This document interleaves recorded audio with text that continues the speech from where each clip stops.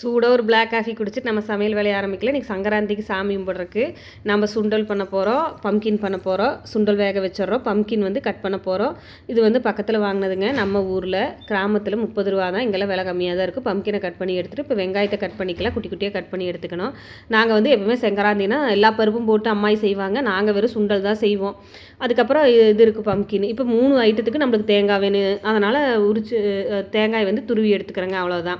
இப்போ வந்து அவ்வளோ வந்து நல்லா கழுவி அதில் சுக்கு, ஏலக்காய் பொடி, அதுக்கப்புறம் ட்ரை கிரேப்ஸ் போட்டு வச்சுருக்குங்க. அதில் நாட்டு சக்கரை ஒரு 3 ஸ்பூன் போட்டுக்கிறோம், அவ்வளோதான். அதை நல்லா கலந்து வச்சிடலாம். இப்போ தாளிக்கிறதுக்கு கருவேப்பிலை பொரிக்க வந்திருக்கிறோம். நம்ம மரத்து கருவேப்பிலை ஃப்ரெஷ்ஷாக பொரிச்சு பண்ணும்போது இப்போ பச்சை மிளகா அதில் இருக்கிற சுகமே வேறங்க, ரொம்ப நல்லாயிருக்கும். அதுக்கப்புறம் வந்து தாளிக்க எடுத்துக்கலாம். இப்போ எடுத்துகிட்டு இதை வந்து கழுவிக்கலாம், என்னதாக இருந்தாலும் நம்ம வீட்டுதுனாலும். இப்போ வந்து சுண்டல் வெந்துருச்சான்னு பார்க்கலாம். நல்லா வெந்துருச்சுங்க. இப்போ வந்து தாளிக்கிறதுக்கு சுத்தமான நாங்கள் செக்கு கடலை எண்ணெய் தான் யூஸ் பண்ணுவோம். இது வந்து எடுத்துகிட்டு ஒரு 2 to 3 ஸ்பூன் போதும். தாளிக்கிறதுக்கு வந்து வெறும் சீரகம், கடுகு, உளுத்தம்பருப்பு, அவ்வளோதாங்க. சீரகம், கடுகு, உளுத்தம்பருப்பு போட்டு தாளிச்சுக்கிறோம். அப்புறம் பச்சை மிளகா, கருவேப்பிலை, வெங்காயம்.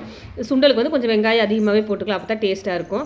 அவ்வளோதாங்க. இப்போ இது வந்து நல்லா வணங்கணும். பச்சை மிளகா பார்த்திங்கன்னா பாருங்கள், சூப்பராக வந்திருக்குது.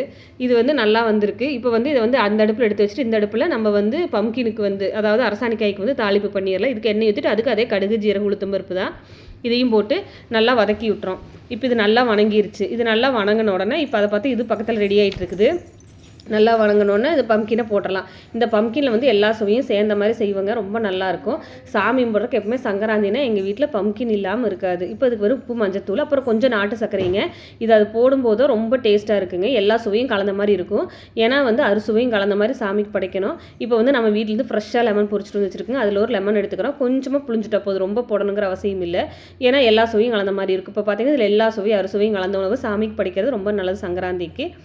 அப்புறம் இதை போட்டு இது வந்து எடுத்துக்கிறேன். இப்போ பார்த்திங்கன்னா நல்லா வெந்துருச்சு. இதுக்கு தண்ணி ஊற்ற தேவையில்லை. சிம் பண்ணி மூடி வச்சு அப்பப்போ கிளறி விட்டிங்கன்னா போதும். நான் நல்லா கேரமலைஸ் ஆகி, இப்போ பாருங்களேன், இந்த சுகர் போட்டதுக்கு அதுக்கு நாட்டு சக்கரை போட்டதுக்கு நல்லா கேரமலைஸ் ஆகி வந்திருக்குது.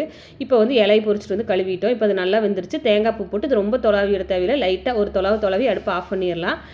அவ்வளோதாங்க. இது வந்து ரொம்ப நல்லாயிருக்கும். இப்போ வந்து சாமிக்கு படைக்கிற கிளை ரெடி பண்ணிக்கலாம். ஃபஸ்ட்டு பம்கின் வச்சுட்டு அடுத்து சுண்டல் வச்சுட்டு இப்போ இந்த அவளு செம்ம டேஸ்ட்டாக வந்ததுங்க இந்த டைமு.